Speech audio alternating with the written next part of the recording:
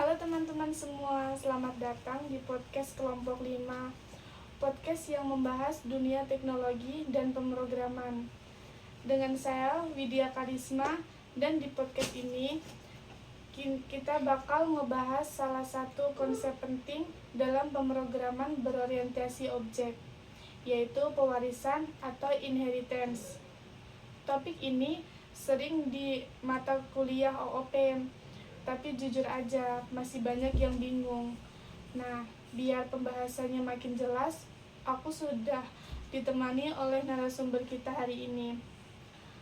Halo, silahkan perkenalkan diri dulu.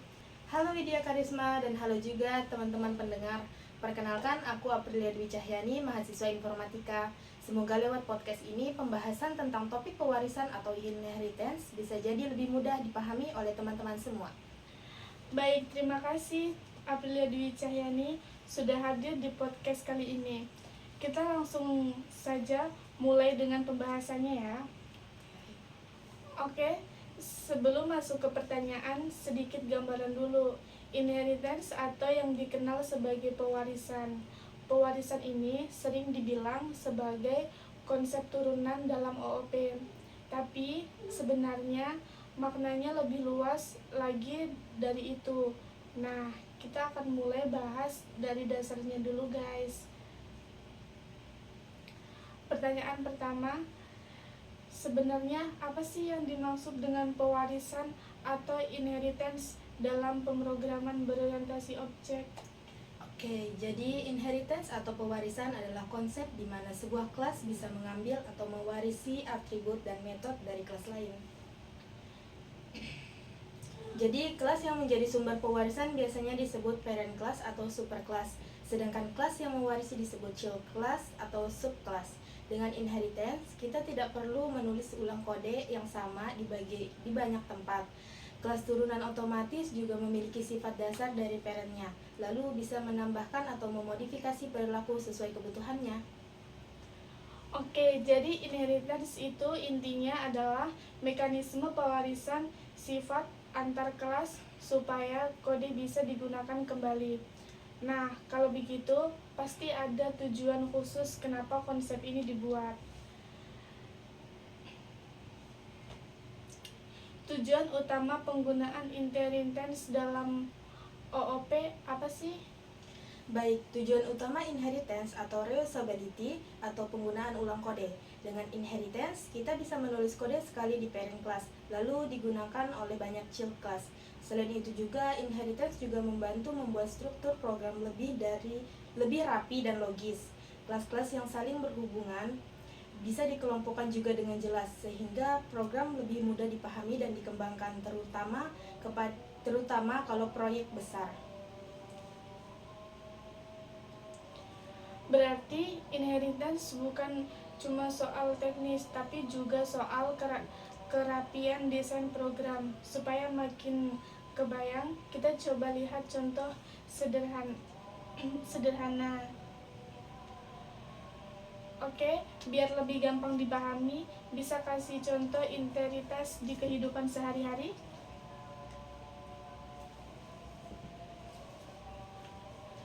Baik, contoh yang paling sering dipakai itu yaitu kendaraan. Misalnya, ada kelas kendaraan yang punya atribut seperti kecepatan dan metode berjalan. Lalu ada kelas mobil dan motor yang mewarisi kendaraan. Mobil dan motor sama-sama berjalan dan punya kecepatan. Namun mobil punya fitur tambahan seperti jumlah pintu, sedangkan motor mempunyai jenis tang. Ini menggambarkan bahwa child class mewarisi sifat umum, tetapi juga bisa mempunyai ciri khusus. Nah, contoh ini jelas banget karena mirip dengan kehidupan nyata. Sekarang kita masuk ke dunia codingnya langsung ya. Oke, kalau dalam kode program, inheritance biasanya diterapkan seperti apa? Secara umum, setiap bahasa pemrograman punya cara sendiri untuk menuliskan inheritance. Misalnya di Java atau PHP menggunakan keyword extends. Sedangkan di Python, cukup menuliskan parent class di dalam tanda kurung. Walaupun sintaksnya berbeda, konsepnya tetap sama, yaitu child class mendapatkan akses ke ke atribut dan metode dari parent class. Jadi yang penting bukan hafal sintaksnya, tapi paham konsepnya ya. Nah, selanjutnya kita bahas soal pewarisan lebih dari satu kelas. Apakah satu kelas bisa mewarisi lebih dari satu kelas sekaligus? Tergantung bahasa pemrograman yang digunakan. Ada bahasa seperti Python yang mendukung multi-inheritance, artinya satu kelas bisa punya lebih dari satu parent class. Namun, ada juga bahasa seperti Java class yang tidak mendukung multiple inheritance secara langsung karena bisa menyebabkan konflik. Makanya, setiap bahasa punya aturan sendiri untuk menjaga struktur program tetap aman dan jelas. Baik, berarti sebagai programmer kita harus menyesuaikan konsep OOP dengan bahasa yang dipakai. Nah, inheritance ini sering dibandingkan dengan konsep lain. Apa sih perbedaan utama antara inheritance dan composition? Jadi, inheritance menggambarkan hubungan is-a, misalnya mobil adalah kendaraan. Sedangkan composition menggambarkan hubungan has-a, misalnya mobil memiliki mesin. Keduanya sama-sama digunakan dalam OOP, tapi pemilihannya tergantung kebutuhan. Kalau hubungan antar objek terlalu dipaksakan dengan inheritance, composition sering menjadi solusi yang lebih fleksibel. Jadi bukan soal mana yang lebih baik, tapi mana yang lebih tepat. Terus, apakah inheritance selalu aman untuk digunakan?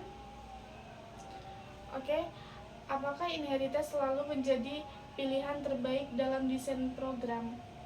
Sebenarnya tidak selalu. Inheritance memudahkan penggunaan ulang kode, tapi kalau digunakan berlebihan bisa membuat struktur kelas menjadi rumit. Hierarki kelas yang terlalu dalam juga bisa menyulitkan pemahaman dan pemeliharaan kode. Karena itu, inheritance harus dilakukan dengan perencanaan yang sangat matang. Berarti inheritance itu powerful, tapi digunakan dengan bijak. Nah, ini sering jadi masalah di kalangan pemula. Kesalahan apa yang sering dilakukan pemula saat menggunakan inheritance? Kesalahan yang sering terjadi adalah memaksakan inheritance walaupun hubungan antar kelas sebenarnya nggak cocok. Selain itu juga pemula sering terlalu fokus pada teori tanpa memahami tujuan desainnya. Akibatnya kode menjadi sulit dibaca dan sulit dikembangkan. Ini jadi pengingat penting buat kita semua. Sekarang kita lihat manfaat inheritance di proyek besar. Bagaimana peran inheritance dalam pengembangan aplikasi yang besar?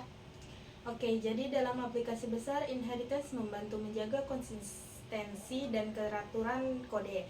Perubahan pada parent class bisa berdampak ke banyak bagian program sehingga pengelolaannya jadi lebih efisien. Namun tetap harus dikomunikasikan dengan konsep OOP lain agar desain sistem tetap fleksibel. Baik, berarti inheritance sangat berguna kalau dipadukan dengan konsep OOP lainnya. Baik, sebagai penutup, kita minta tips singkatnya ya.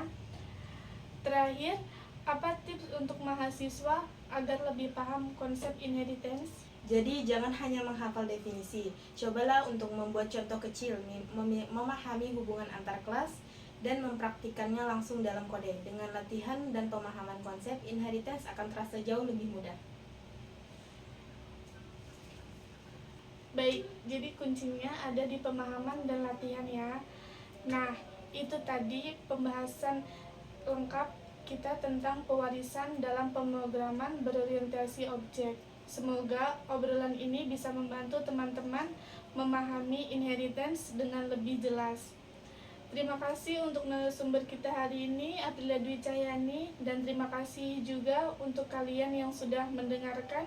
Sampai jumpa di podcast kami selanjutnya.